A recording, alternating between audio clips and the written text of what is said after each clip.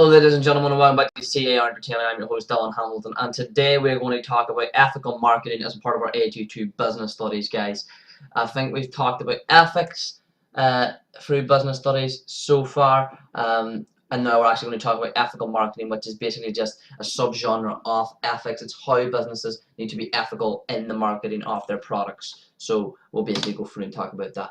Right, so initially you'll do your market research as a part of your marketing, which includes the invasion of privacy. So this can be an ethical concern. So this is whenever you obtain research data without the actual person's permission.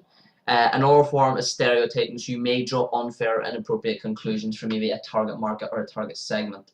And this is whenever we move on to talk about this target customers and market.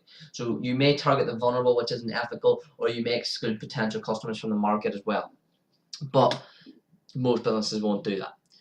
Pricing and advertising are also different things you have to consider when marketing ethically. In terms of pricing, there's things like price fixing, price wars with competition, and price collusion as well. In terms of advertising and promotion, there could be issues over truth and honesty, like the Tesco horse meat scandal, taste and controversy as well, and then there's negative advertising. So you move on, and then there's price fixing. So we're going to talk about price fixing a wee bit more. And price fixing is actually illegal. And this is whenever you will impose a minimum price on different distributors. So if I manufacture a product and a distributor comes to me and says, we want to sell your product, and I say, right, you have to at least sell my product for $5 or £5, whatever currency. That's illegal. I can't set that minimum price. I have to sell it to them for a price that I want. I say, right, I'll sell it to you for this price. But it's up to them. They can charge whatever price they want then. They can charge it low or high or whatever.